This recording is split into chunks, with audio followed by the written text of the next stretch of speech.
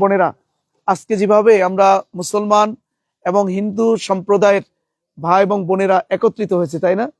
আমরা এখানে দেখছি পাশাপাশি আমরা দাঁড়িয়েছি, এখানে হিন্দু ভাইও দাঁড়িয়েছে, মুসলমান ভাইও তার পাশে দাঁড়িয়েছে, আমার হিন্দু বোনেরা দাঁড়িয়েছে, পাশে মুসলমান বোনেরাও দাঁড়িয়েছে।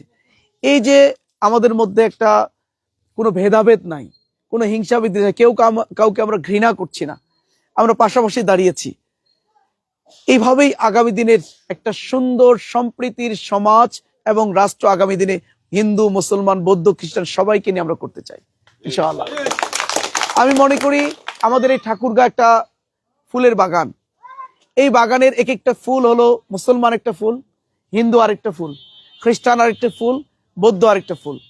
সব ফুলগুলো মিলিয়ে কিন্তু একটা বাগান, তাই না? এই বাগানটা সৌন্দর্য। সুতরাং এই মুসলমান, হিন্দু, বৌদ্ধ, খ্রিস্টান আমরা সকলে মিলিয়ে আমরা ঠাকুরগাঁকে মাথা উঁচু করে ধরবার ক্ষেত্রে ভূমিকা রাখবো ইনশাআল্লাহ। আমাদের কোনো ভেদাভেদ থাকবে না ইনশাআল্লাহ। আরেকটা বিষয় আপনাদেরকে বলি, সেটি হলো আজকে একটা দল খুবই সুপরিকল্পিত ভাবে আমাদেরকে নিয়ে একটা মিথ্যাচার করছে, যেটার সাথে আপনারাই সবচেয়ে বেশি প্রমাণ দেবেন। বলেন যে জামাত ইসলামের ইতিহাসে জামাত ইসলামের কোন কর্মী দ্বারা কখনো কি আপনারা নির্যাতিত হয়েছেন? এক পয়সা চাঁদাবাজির শিকার হয়েছেন? হননি। কখনো কি আপনাদের কেউ জামাত ইসলামের কেউ জমি দখল করেছে? একবার আগের কথা বাদ দেন, এই 1.5 বছরে, এই পট পরিবর্তনের পরে যে সময়টা গেল, 1.5 বছর গেল, এই 1.5 বছরে আমি চ্যালেঞ্জ করে বলবো বাংলাদেশের কোন প্রান্তরে জামাত ইসলামী অথবা ছাত্র শিবিরের একজন কর্মী দ্বারা আপনারা কখনো নির্যাতিত হননি, কখনো আপনার চাঁদাবাজির শিকার হননি, আপনারা দখলের শিকার হননি, আপনাকে মিথ্যা মামলা দিয়ে হয়রানি আমরা করিনি। করেছি কি? করিনি। আরেকটা, যেই দলটা আজকে মিথ্যা প্রচারণা চালাচ্ছে আমাদেরকে নিয়ে, যে আমরা ক্ষমতায় আসলে পূজা থাকবে না, মণ্ডপ থাকবে না, বোনেরা সিঁদুর পড়তে পারবে না, বরখা পরাইয়া ঢুকায় রাখবো, এই ধরনের মিথ্যা প্রচারণা যারা করছেন তারাই কিন্তু 1.5 বছর ধরে এই কাজগুলো করেছে না বোন? চাঁদাবাজি, টেন্ডারবাজি, দখলবাজি, মানুষের লুটপাট, দোকানপাট লুটপাট, বাড়ি থেকে ছাগল, গরু, ফ্রিজ সব নিয়ে চলে আসছে না এই 1.5 বছরে? এই ইতিহাস কি আপনারা ভুলে গেছেন? ইতিহাস কিন্তু আপনারা এখনো ভুলেননি। এই ইতিহাস এখনো আপনাদের বুকের ভিতরে জ্বালাতন তৈরি করছে, তাই না? অনেক কষ্ট আপনাদের মাঝে। এই কষ্টগুলো 12 তারিখে আপনারা সবাই মিলে নীরব ব্যালট বিপ্লবের মধ্য দিয়ে এই কষ্টগুলোর একটা রেজাল্ট আপনারা দিবেন ইনশাআল্লাহ। আমরা চাই আগামী দিনে বাংলাদেশ জামাত ইসলামী ক্ষমতায় আসলে, ক্ষমতা আসবে ইনশাআল্লাহ। এবার সারা বাংলাদেশে যে গণজাগরণ তৈরি হয়েছে, এবার জামাত ইসলামী নেতৃত্বে 11 দলীয় জোট এবার রাষ্ট্র ক্ষমতায় আসছে ইনশাআল্লাহ। রাষ্ট্র ক্ষমতায় যাওয়ার পরে আমরা মসজিদ যেভাবে পাহারা দিতে হয় না, আগামী দিনে মন্দির, গির্জা, পেগোটা যেন পাহারা দেওয়ার না লাগে, নিরাপদে স্বাধীনভাবে আমার ধর্মের ভাইরা যেন, বোনেরা যেন স্বাধীনভাবে ধর্মকর্ম পালন করতে পারে, তার ব্যবস্থা আমরা করবো ইনশাআল্লাহ। পাশাপাশি আপনাদের সব ধর্মীয় কালচারাল অনুষ্ঠান যত আছে সব ঠিক থাকবে ইনশাআল্লাহ। আমরা এই ঠাকুরগাঁয় প্রতি 5 বছর পর পর 3 জন এমপি উপহার দেই না? এই এমপিরা আমাদেরকে কি দিতে পেরেছে এটা আপনারা বলতে পারবেন? আজকে স্বাস্থ্য সেবা নিশ্চিত করার জন্য আমাদের ঠাকুরগাঁয় মাত্র একটা সদর হাসপাতাল, যেখানে 250টা বেড আছে। ট্রিটমেন্ট করতে গেলে মুহূর্তের মধ্যে আমাদেরকে রংপুর, দিনাজপুর, ঢাকায় রেফার করে দেয় না বোন? ঠাকুরের কোনো ট্রিটমেন্ট হয় না। কয়জন মানুষের সামর্থ্য আছে আমাদের ঢাকায় গিয়ে ট্রিটমেন্ট করার? সেই সামর্থ্য কিন্তু আমাদের নেই, কারণ অধিকাংশ মানুষ আমরা গরিব এখানকার।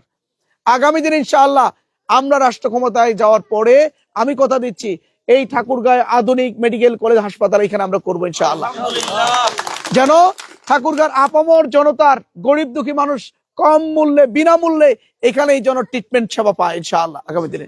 পাশাপাশি 60 বছরের ঊর্ধ্বে যারা আছে আমাদের ভাই এবং বোনেরা, 60 বছরের ঊর্ধ্বে, তাদের চিকিৎসা সেবা ফ্রি করে দেবো আমরা। চিকিৎসার জন্য কোনো টাকা লাগবে না, রাষ্ট্র তাদের চিকিৎসা ব্যয় বহন করবে। এরপরে জন্ম থেকে 5 বছর পর্যন্ত যে শিশুরা আছে তাদের চিকিৎসা ব্যয় আমরা ফ্রি করে দেবো ইনশাআল্লাহ। তাদের চিকিৎসার জন্য গার্ডিয়ানদেরকে আর কোনো টাকা খরচ করতে হবে না। গর্ভবতী প্রসূতি মায়েরা, তাদের ওই সময়টাতে তাদের যে সেবা প্রয়োজন হয়, যে চিকিৎসা সেবা প্রয়োজন হয়, সেটা আমরা ফ্রি করে দেব। গভর্নমেন্ট, রাষ্ট্র তাদের এই দায়িত্বটা নেবে ইনশাআল্লাহ। আমার কৃষকরা আজকে সার থেকে বঞ্চিত হচ্ছে না? কৃষিকাজ করার জন্য সার পায় না ঠিক মতো। আবার মাঝে মাঝে দেখা যায় কিছু রাজনৈতিক নেতার গোডাউনে সরকারি সার পাওয়া যাচ্ছে। ইনশাআল্লাহ আমরা রাষ্ট্র ক্ষমতায় যাওয়ার পরে এই মাঝখানের কোনো সিন্ডিকেট থাকবে না, মাঝখানে কোনো সিন্ডিকেট থাকবে না। সরকার থেকে বরাদ্দকৃত করি কৃষকদের জন্য যে সার বরাদ্দ হয়, এই সারটা সঠিক সময়ে পর্যাপ্ত পরিমাণে যেন সবাই পেয়ে যায়, তার ব্যবস্থা আমরা করে দেবো ইনশাআল্লাহ। এবং কৃষকদেরকে আমরা বিনা সুদে ঋণের ব্যবস্থা করে দেব। এখন কৃষকরা অনেক সময় কৃষিকাজ করার জন্য যখন কৃষিকাজ শুরু হয়ে যায়, মানে আমন ধান লাগানো শুরু হয়ে যায়, ওই সময়টাতে টাকা পয়সা না থাকার কারণে কষ্ট হয়ে যায়। দেখা যায় যে কোনো এনজিওর কাছ থেকে ঋণ নিচ্ছে, সুদী ব্যাংক থেকে ঋণ নিচ্ছে, এই সুদ সহ ঋণ পরিশোধ করতে অনেক কষ্ট হয়ে যায় অনেকের জন্য। এজন্য আমরা আগামী দিনে রাষ্ট্র ক্ষমতায় যাওয়ার পরে কৃষকদের জন্য বিনা সুদে ঋণের ব্যবস্থা করে দেবো আমরা ইনশাআল্লাহ।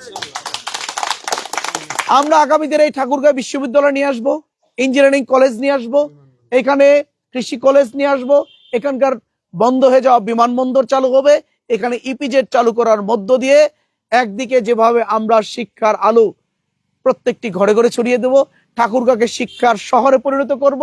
আগামী দিনে প্রত্যেক ঘরে ঘরে যেন বিশ্ববিদ্যালয় উচ্চ শিক্ষিত বিশ্ববিদ্যালয় ছাত্র তৈরি হয়, যারা ঠাকুরগাঁওকে মাথা উঁচু করে ধরবে বাংলাদেশের মানচিত্রে, এই অবস্থা আমরা তৈরি করে দেবো ইনশাআল্লাহ। পাশাপাশি ইপিজেড হলে রপ্তানির একটা বড় সুযোগ তৈরি হবে দেশের বাইরে আমাদের, কারণ আমাদের পার্শ্ববর্তী শ্রীলঙ্কা, নেপাল, ভুটান, আমরা যদি ইপিজেড চালু করতে পারি এবং বন্ধ হয়ে যাওয়া বিমানবন্দরটা যদি আমরা চালু করতে পারি, তাহলে আমার এই ঠাকুরগাঁয়ের উৎপাদিত যে পণ্য, কৃষকরা যে পণ্য উৎপাদন করে, আমরা সহজেই আমরা দেশের বাইরে ঠাকুরগাঁও থেকে রপ্তানি করে আমরা বৈদেশিক মুদ্রা অর্জন করতে পারবো ইনশাআল্লাহ।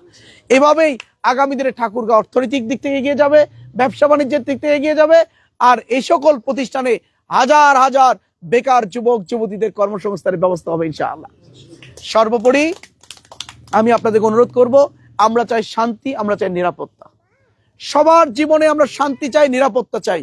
আজকে 1.5 বছর ধরে একটা দল আমাদের এই শান্তির ঘুমটা নষ্ট করে দিয়েছে, জ্বালাতন করতে করতে আমাদের অবস্থা খারাপ করে দিয়েছে। ইনশাআল্লাহ আমরা রাষ্ট্র ক্ষমতায় আসার পরে আর কাউকে দুশ্চিন্তা করতে হবে না, কারো অনিরাপত্তা থাকবে না, শান্তি নিরাপত্তা হবে আমাদের মূল টার্গেট ইনশাআল্লাহ। আগামী দিনে সমৃদ্ধ, উন্নত এবং নিরাপদ ঠাকুরগাঁওর জন্য আমরা সবাই মিলে একসাথে কাজ করব। এবার সব দলকে দেখেছি, এজন্য দাঁড়িপাল্লা প্রতীককে ভোট দিয়ে এবার শান্তি নিরাপদ ঠাকুরগাঁও গড়ার জন্য আমরা সবাই ভূমিকা রাখবো ইনশাআল্লাহ। মহান সৃষ্টিকর্তা আমাদের সবাইকে কবুল করুন, তৌফিক দান করুন। সবাইকে ধন্যবাদ।